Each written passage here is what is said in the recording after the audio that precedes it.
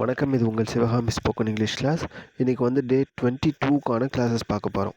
இன்றைக்கி டே 22க்கான கிளாஸஸ் என்ன அப்படின்னா, நம்ம இது வரைக்குமே வந்து ஒரு 21 கிளாஸ் பார்த்துருக்கோம். சரிங்களா? அப்போது அந்த 21 கிளாஸும் வந்து உங்களுக்கு புரிஞ்சிருக்கும்னு நினைக்கிறேன். ஸோ அதில் வந்து மேக்ஸிமம் நம்ம என்ன பார்த்தோம் அப்படின்னா, ஒரு நவுனு, ஒரு சப்ஜெக்ட்னால் என்ன, நம்ம யாரை பற்றி பேசுகிறோமோ அவங்க தான் சப்ஜெக்ட்டு, அவங்க பண்ணுற செயல் தான் வெர்ப் அப்படின்னு பார்த்தோம். சரிங்களா? ஓகே.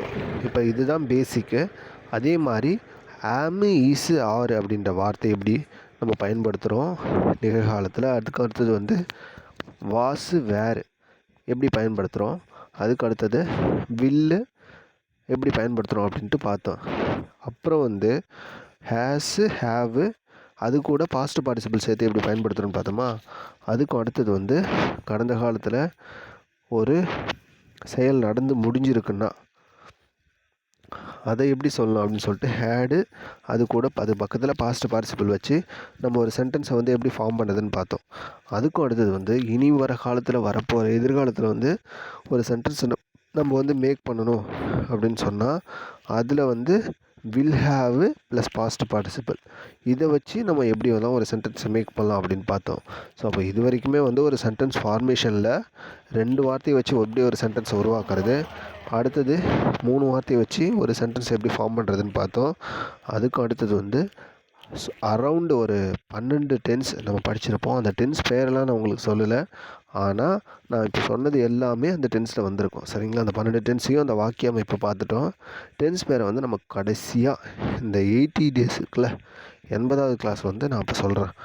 ஓகே. அதுக்கு அடுத்தது வந்து இப்போது இன்றைக்கி என்ன பார்க்க போகிறோம் அப்படின்னா, இந்த ஸ்பீச் ப்ராக்டிஸ் மாதிரி நம்ம ஏற்கனவே இந்த டென்ஸ் கிளாஸஸ் வந்து இந்த 12 நேற்று ஒரு வீடியோ போட்டிருந்தேன்ல, ஒரு 12 வாக்கிய அமைப்புகள்னு சொல்லிட்டு, அதில் எல்லா வாக்கிய அமைப்பும் வந்திருக்கும்.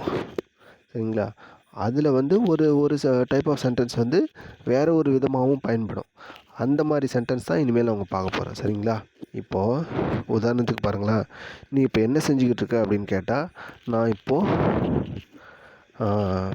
ஸ்போக்கன் இங்கிலீஷ் கிளாஸ் கவனிச்சிக்கிட்டு இருக்கேன் அப்படின்னு சொல்லுவீங்களா? இது வந்து ப்ரெசன்ட் கண்டினியூஸ். ஏன்னா இப்போது கொஞ்ச காலத்துக்கு ப்ரெசண்ட்டில் ஒரு செயல் வந்து கொஞ்சம் காலத்துக்கு நடந்துக்கிட்டு இருக்கு. அதனால் வந்து நான் இப்போ செஞ்சுக்கிட்டு இருக்கேன், சாப்பாடு செஞ்சுக்கிட்டு இருக்கேன், படிச்சுக்கிட்டு இருக்கேன், நடந்துக்கிட்டு இருக்கேன். இதெல்லாம் பேச்சு வழக்கில். இது அப்படியே நம்ம எழுத்து மொழியில் தூய தமிழில் சொன்னோன்னா எப்படி மாறும்? பேசி கொண்டிருக்கிறேன், எழுதி கொண்டிருக்கிறேன், நடந்து கொண்டிருக்கிறேன், பார்த்து கொண்டு.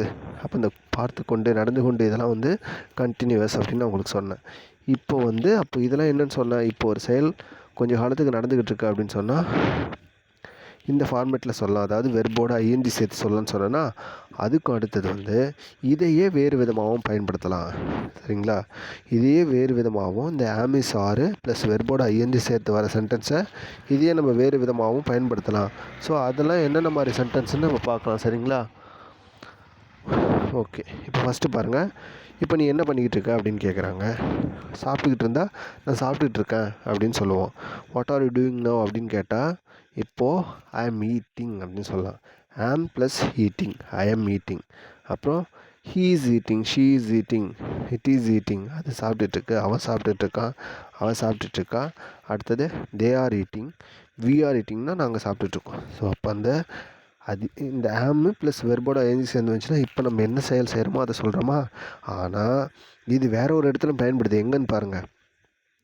அதுக்கு முன்னாடி கண்டினியூவஸ் அப்படின்னா தொடர்ச்சியாக அப்படின்னு அர்த்தம். கண்டினியூவஸ் அப்படின்னா தொடர்ச்சியாக ஒரு செயல் நடந்துக்கிட்டு இருக்கு. அப்போ ப்ரெசன்ட் கண்டினியூவஸ்னால், ப்ரெசென்ட்னால் இப்போ நிகழ்காலத்தில், கண்டினியூவஸ்னால் தொடர்ச்சியாக. ப்ரெசென்ட்னால் இப்போது ஏதோ ஒன்று வந்து தொடர்ச்சியாக நடந்துக்கிட்டு இருக்குன்னு அர்த்தம். சரிங்களா? இப்போது இன்னொன்று என்ன சொல்லுவோம், இப்போ இந்த ப்ரெசன்ட் கண்டினியூஸில் ஒரு சில சென்டென்ஸ்லாம் பாருங்கள். இப்போது நான் இப்போ நடக்கிற செயலை பற்றி மட்டும் சொல்கிறேன். சரிங்களா? சத்தம் போடாத, நான் படிச்சுக்கிட்டு இருக்கேன்னு சொல்லுவேன். சரிங்களா? அப்போது be quiet, I am studying now, I am studying அப்படின்னு சொல்லலாம். நான் இப்போ படிச்சுக்கிட்டு இருக்கேன், அதனால் டோன்ட் டாக் அன்னெசரிலி, இல்லை be quiet, please stop talking, அதெல்லாம் சொல்லுவோம். ஸோ இதெல்லாம் ப்ரெசன்ட் கண்டினியூஸு. சரிங்களா? அதே சில பேர் பாருங்களேன், உதாரணத்துக்கு இன்னொன்று பாருங்கள். இப்போ ஒரு சில வீட்டில் குழந்தை அழுதுகிட்டு இருக்கும். அது சில பேர் என்ன சொன்னாங்க, ஏன்பா தூங்குற குழந்தைய எழுப்புறதுக்கு இந்த சத்தம் போடாதீங்க அப்படின்னு சொல்கிறதுக்கு இவங்க சத்தம் போட்டு சொல்லுவாங்க. ஏன் இந்த மாதிரி சத்தம் போட்டுகிட்டே இருக்கீங்க, சத்தம் போடாதீங்க, குழந்த தூங்கிட்டு இருக்கு அப்படின்னு சொல்லிட்டு இவங்களே சத்தம் போட்டு சொல்லுவாங்க. சரிங்களா? ஸோ அந்த மாதிரி இப்போ இதுக்கு நான் சும்மா ஜஸ்ட் ஒரு இதுக்காக தான் சொல்ல வந்தேன். இப்போ சத்தம் போடாது நான் படிச்சுக்கிட்டு இருக்கேன்னா இது வந்து ப்ரெசென்ட் கண்டினியூஸில் வருமா? ஸோ இந்த ப்ரெசென்ட் கண்டினியூஸ் என்ன விதமாக வேறு இடத்துல நம்ம யூஸ் ஆகுதுன்னு இப்போ பார்க்கலாம். சொல்கிறேன் பாருங்கள்.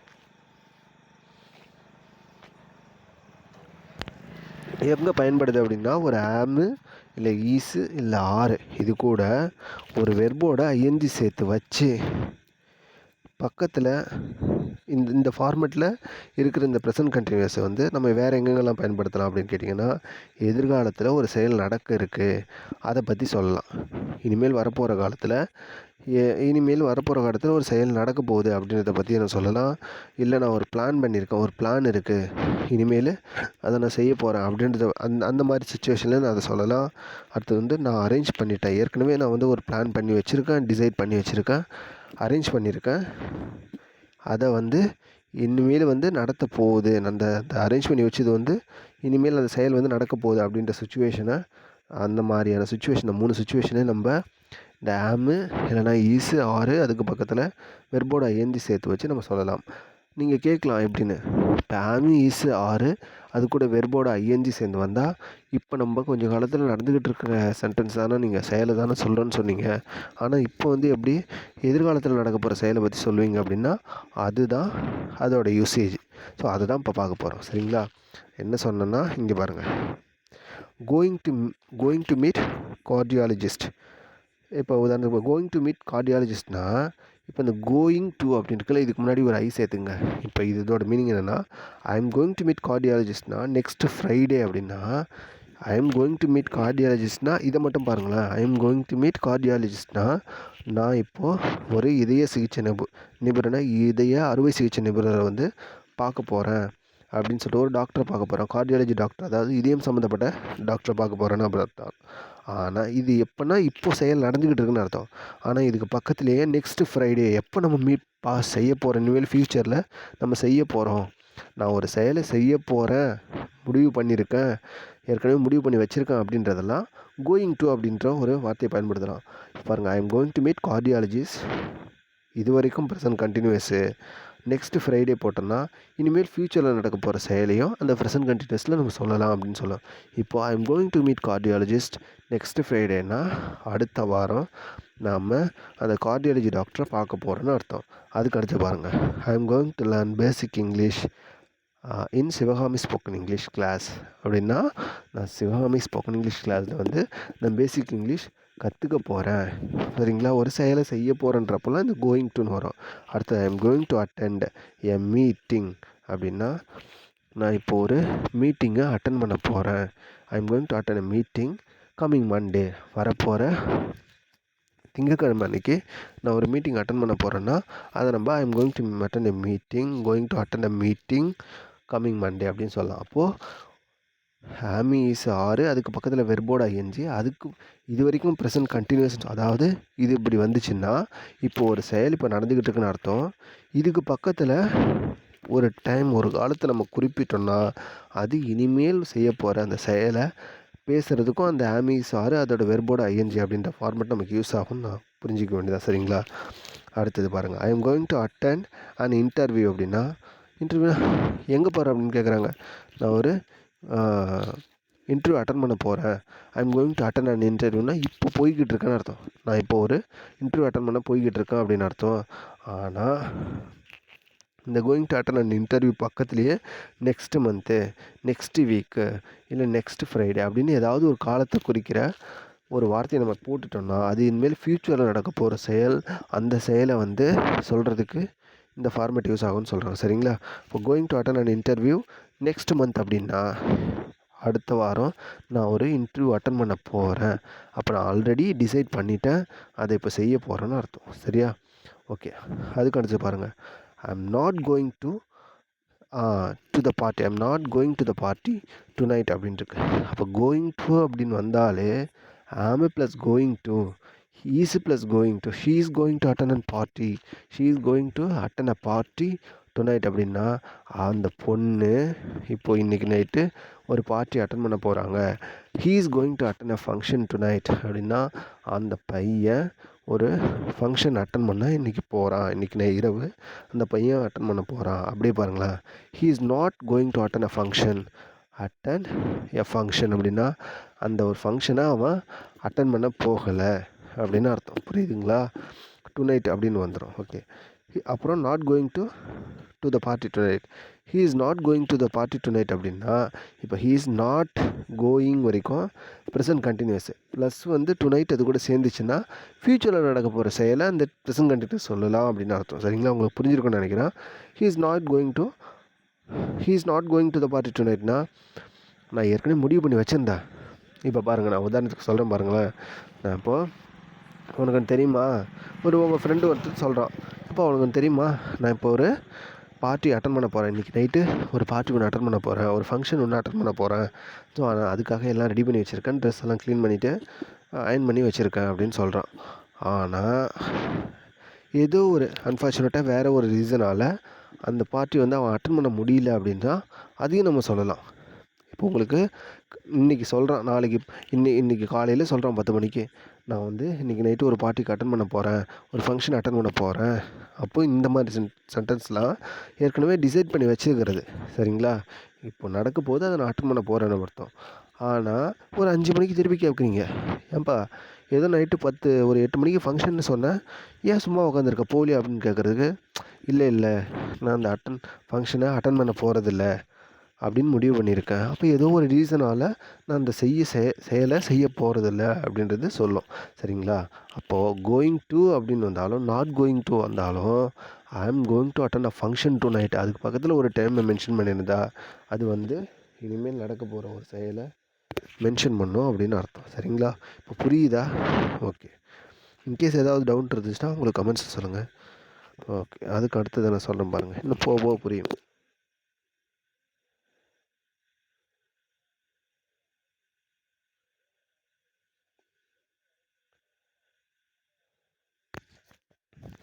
அப்போது சப்ஜெக்ட்டு ப்ளஸ் வெர்பு, நம்ம யாரை பற்றி பேசுகிறோமோ அவங்க செய்கிற செயல், இந்த ரெண்டுத்தையும் வச்சு நான் ஒரு சென்டென்ஸை ஃபார்ம் பண்ணலான்னு சொன்னேன்னா இதுக்கு பேர் தான் சிம்பிளாக ஒரு வார்த்தை சொல்கிறது. அதனால் ப்ரெசண்ட்டில் சொன்னால் சிம்பிளாக ப்ரெசண்ட்டில் ஒரு வார்த்தையை உருவாக்கினா ரெண்டு வார்த்தையை வச்சுக்கிட்டு ஒரு சென்டென்ஸ் உருவாக்கினா சிம்பிள் ப்ரெசன்ட் டென்ஸு அப்படின்னு சொன்னேன். சரிங்களா? சிம்பிள் ப்ரெசன்ட்டுன்னு சொன்னேன். அப்போது இந்த சிம்பிள் ப்ரெசன்ட் டென்ஸில் இருக்குல்ல, அதில் இந்த மாதிரி வச்சு நம்ம யூஸ் பண்ணக்கூடாது. I go to office next Monday. ஆனால் இப்போல்லாம் யூஸ் பண்ணுறாங்க, பட் கிராமர் ரூல் படி நம்ம அந்த மாதிரி யூஸ் பண்ணக்கூடாது. ஆனால் ப்ரெசன்ட் கண்டினியூஸில் ஒரு சென்டென்ஸை எழுதி அதுக்கு பக்கத்தில் ஒரு டைம் பீரியட் நம்ம மென்ஷன் பண்ணிட்டா அதை வந்து நம்ம ஃப்யூச்சரில் நடக்க போகிற ஆக்டிவிட்டீஸ் வந்து நம்ம பார்க்கலாம். ஆனால் அதை சிம்பிள் ப்ரெசண்ட்டில் வந்து நம்ம சொல்லக்கூடாது அப்படின்னு சொல்லியிருக்காங்க. நீங்கள் ஆனால் அதே மாதிரி இந்த மாதிரியான சுச்சுவேஷனில் வந்து சிம்பிள் ப்ரெசண்ட்டை வந்து யூஸ் பண்ணக்கூடாது. அப்புறம் பிளானு, அரேஞ்ச்மெண்ட்டு, ஏற்கனவே டிசைட் பண்ண விஷயம் அதையும் வந்து சிம்பிள் ப்ரெசண்ட்டில் வந்து நீங்கள் சொல்லக்கூடாது. இதெல்லாம் சரிங்களா? இதெல்லாம் ஒரு பேசிக் ரூல். இதெல்லாம் இன்னும் போக உங்களுக்கு இதை பற்றிலாம் சொல்கிறேன். சரிங்களா? இப்போ இன்னொரு சென்டென்ஸ் வந்து உதாரணத்துக்கு பாருங்களேன். I am not staying here tonight. நீங்கள் ஒரு இடத்துக்கு போகிறீங்க, அந்த இடம் ஃபுல்லாக உங்களுக்கு ஒரு புதுசாக இருக்குது, அது அவ்வளோ கம்ஃபர்ட்டாக இல்லை, உங்களுக்கு அன்கம்ஃபர்டபுளாக இருக்குது அப்படின்னா நீங்கள் டக்குன்னு உடனே என்ன சொல்கிறீங்க? ஒரு புது இடத்துக்கு இன்னொரு ஊருக்கு போகிறீங்க, உங்கள் அப்பா அம்மா என்ன சொல்கிறாங்க, எப்பா தங்கிட்டு நாளைக்கு போகலாம் அப்படின்னு சொல்கிறாங்க. ஆனால் நீங்கள் என்ன சொல்கிறீங்க? வேணாம் எனக்கு இங்கே தங்கவே ஒரு மாதிரியாக இருக்குது, இன்றைக்கி காலையில் வாங்க, இன்றைக்கே ஊருக்கு போயிடலாம் சாயந்தரமே அப்படின்னு சொல்லிட்டு நிறைய டைம் வந்திருப்பீங்கள்ல. ஸோ அந்த மாதிரி சுச்சுவேஷன்லலாம் நீங்கள் எப்படி சொல்லலாம்? ஐ எம் நாட் ஸ்டேயிங் ஹியர், நான் இங்கே தங்க மாட்டேன் இன்றைக்கி டுநைட் அப்படின்னா இன்றைக்கி இரவு நான் இங்கே தங்க மாட்டேன். ஐ am not staying here tonight அப்படின்னா இன்றைக்கி இரவு நான் அங்கே தங்க மாட்டேன், நான் அதை டிசைட் பண்ணிட்டேன் அப்படின்னு அர்த்தம். நான் அதை டிசைட் பண்ணிட்டேன்னா, முடிவு எடுத்துட்டேன்னா அந்த செயலை நான் செய்ய போகிறேன்னு அர்த்தம். சரிங்களா? அதே மாதிரி ஐ am not going out tomorrow, இன்றைக்கி ரொம்ப ஹெவியாக மழையாக இருக்குது பிகாஸ் ஆஃப் ரெயின் எடுத்துருக்கேன்னா இந்த சென்டென்ஸு. இப்போ I am not going out tomorrow because of rain. இப்போ டிவிலலாம் சொல்லியிருக்காங்க, நாளைக்கு மெட்ராஸ் பக்கத்தில் ரொம்ப மழை இருக்கும். சரிங்களா? மெட்ராஸ்லலாம் ரொம்ப மழை பெய்யும், விழுப்புரம், கடலூர், காஞ்சிபுரம், திருவள்ளூர் டிஸ்ட்ரிக்ட்லாம் ரொம்ப மழையாக இருக்குது அப்படின்னு சொன்னால் நான் இப்போது நாளைக்கெல்லாம் நான் மெட்ராஸில் இருக்கேன், இப்போது சென்னையில் இருக்கேன். நான் அப்போ உங்கள் வீட்டை விட்டு வெளியில் போக மாட்டேன் எங்கேயும். இப்போ நாளைக்கெல்லாம் நான் மழைன்னு சொல்லியிருக்காங்க, நியூஸ் சேனலில் வெதர் ரிப்போர்ட்டில் மழைன்னு சொல்லியிருக்காங்க, அதனால் நான் நாளைக்கெல்லாம் அங்கே போக மாட்டேன் அப்படின்னு சொல்லுது. ஸோ அப்போ I am not going out tomorrow because of rain. சரிங்களா? ஓகே, அடுத்தது Shashruta is not coming with us tomorrow. Shashruta is not coming with us tomorrow அப்படின்னா நம்ம எல்லோரும் நாளைக்கு ஊருக்கு போகிறோமே, ஷஷ்ருதா மட்டும் வரலையாமே, ஏன் அப்படின்னு கேட்டால் ஒரு சில காரணங்களால் அவங்க வந்து ஷஷ்ருதா வந்து வரலன்னு சொல்லிட்டு ஒரு முடிவு எடுத்திருக்கா அப்படின்னு சொல்லலாம். அப்போ ஷஷ்ருதா அப்படின்ற பொண்ணு she is not coming with us tomorrow, நம்மளோட நாளைக்கு அவங்க வரலையா, Shashruta is not coming with us tomorrow அப்படின்னா அதெல்லாம் ஒரு டிசிஷன். அப்போது இது வரைக்கும் வந்து எப்பப்போல்லாம் நான் ஒரு செயலை செய்ய போகிறேன், ஒரு செயலை செய்ய போகலை அப்படின்னு சொல்லும்போது கோயிங் டு, இங்கே பாருங்கள், she is going to do a work அப்படின்னா அவள் அந்த வேலையை செய்ய போகிறா. She is not going to do a ஒர்க்னா அவள் அந்த வேலையை செய்ய போகிறதில்ல. I am going to study tonight அப்படின்னா நான் இன்றைக்கி நைட்டு படிக்க போகிறேன். Sorry, I am going to study tonight அப்படின்னா நான் இன்றைக்கி படிக்க போகிறேன், இன்றைக்கி இரவு படிக்க போகிறேன். I am not going to study tonight அப்படின்னா நான் இன்றைக்கி இரவு படிக்க போகிறதில்ல, மாறா அதுக்கு போகிற தூங்க போகிறேன் அப்படின்னு சொல்லலாம். அப்போ கோயிங் டுவும் நாட் கோயிங் டுவும் எந்த அளவுக்கு வந்து நமக்கு இம்பார்ட்டண்ட்டாக நிறைய இடத்துல பயன்படுது அப்படின்னு உங்களுக்கு தெரிஞ்சிருக்குன்னு நினைக்கிறேன். அதுக்கு அடுத்தது வந்து சில பேர்லாம் சொல்லுவாங்கள்ல, எப்பா இனிமேல் வந்து நான் அந்த ஆல்கஹாலே சாப்பிட போகிறதில்ல அப்படின்னு சொல்லிட்டு முடிவே எடுத்துட்டேன் அப்படின்னு சொல்லுவாங்கள்ல. ஸோ அந்த மாதிரியான டைம்லலாம் நம்ம என்ன சொல்லலாம், நான் இனிமேல் ஆல்கஹாலே சாப்பிட போகிறதில்ல அப்படின்னு முடிவு எடுத்துட்டேன் அப்படின்னு சொன்னால் சில பேர் சொல்லுவாங்க. ஆனால் அடுத்த நாள் காலையில் என்ன ஆகும், ஆல்கஹால் சாப்பிட்டோன்னே அடுத்த நாள் காலையில் என்ன ஆகும், அதெல்லாம் மறந்துடுவாங்க. மறக்கும் போல் மறுநாளும் அடுத்த நாளும் அவங்க சாப்பிட ஆரம்பிச்சிடுவாங்க. ஸோ அப்போது அப்படி ஒரு வேளை சொல்கிறாங்கன்னா ஐ am not going to drink alcohol. இல்லை, இது இன்னொரு கேஸில் பாருங்களேன், ச்சே எனக்கு டீயே பிடிக்காது சுத்தமாக, நான் இனிமேல் டீ சாப்பிடவே போகிறதில்ல, I am not going to drink tea here after அப்படின்னா நான் இனிமேல் டீ சாப்பிடவே போகிறதில்ல அப்படின்னு அர்த்தம். ஓகேங்களா? அப்போ கோயிங் டு அப்படின்றது வந்து எந்தளவுக்கு ஒரு இம்பார்ட்டண்ட்டான ஒரு சென்டென்ஸ் பாருங்களேன், நிறைய இடத்துல பயன்படும். சரிங்களா? ஓகே, அடுத்து நான் ஒன்று சொன்னேன், நீங்கள் எல்லோரும் டிசைட் பண்ணிக்கணும், நம்மளோட ஐடென்டிட்டியே வந்து நம்மளோட உணவு தான். ஸோ நிறைய பேர் வந்து ஆல்கஹால் சாப்பிடாதீங்க. ஏன் அப்படின்னு கேட்டிங்கன்னா அதில் வந்து நிறைய ப்ராப்ளம் வருது. சாப்பிட்லாம், நம்மளுடைய உடல் வந்து நம்ம எதை வந்து நம்மளோட ஒவ்வொரு இப்போது உங்களை கேட்குறாங்க, உங்கள் பேரை சொன்னோடனே டக்குன்னு உங்களுக்கு என்ன ஞாபகம் வரும்? உங்கள் வீட்டில் உங்கள் அப்பா அம்மா உங்களோட ரிலேட்டிவ் வேறு யாராச்சும் உங்களோட பேரை சொன்ன உடனே, யார் வேணாலும் இருக்கட்டும், உங்களுக்கு தெரிஞ்சவங்க உங்கள் பேரை சொன்னால் அவங்களுக்கு என்ன ஞாபகம் வரும்? உங்களோட முகமும் உங்களோட உடல் தான் ஃபஸ்ட் ஞாபகம் வரும். அதுக்கு அடுத்தது தான் மற்றது எல்லாமே, உங்களோட குணம், மற்றது எல்லாமே. ஸோ அதனால் நான் இப்போ சொன்னேன்ல, ஸோ நீங்கள் என்ன சொல்லணும், நான் ஆல்கஹாலை சாப்பிடவே கூடாது. ஏன் தெரியுங்களா? நம்மளுக்கு இந்த உடம்பு தான் முக்கியம். உடலை வச்சுக்கிட்டு தான் நம்மளுக்கு எல்லாமே பண்ண முடியும். நீங்கள் இங்கிலீஷ் கற்றுக்கிறதா இருந்தாலுமே சரி, நமக்கு ஜஸ்ட் ஒரு ஃபீவர் இருந்துச்சுன்னா எவ்வளோ இதுவாகிடுச்சு, ப்ராப்ளம் ஆகிடுது, எதுவுமே பண்ண முடியறதில்ல. அதனால் உடம்பு ரொம்ப முக்கியம். இந்த ஆல்கஹால் குடிக்கிற பழக்கம் இருந்துச்சுன்னா தயவு செஞ்சு விட்டுருங்க. அது அவ்வளோ நல்லதில்லை. சரிங்களா? கடவுள் நமக்கு கிஃப்டாக கொடுத்த உடம்பை வந்து நம்மளை நாமே சிதைச்சிக்கிறதுக்கு அதெல்லாம் ஒரு சின்ன சின்ன பொருள். சரிங்களா? ஸோ அதனால் அவாய்ட் பண்ணிக்கலாம். ஸோ அதை விட்டுருங்க. இன்னும் வந்து இப்போ இந்த கிளாஸ் வந்து உங்களுக்கு பிடிச்சிருக்குன்னு நினைக்கிறேன்.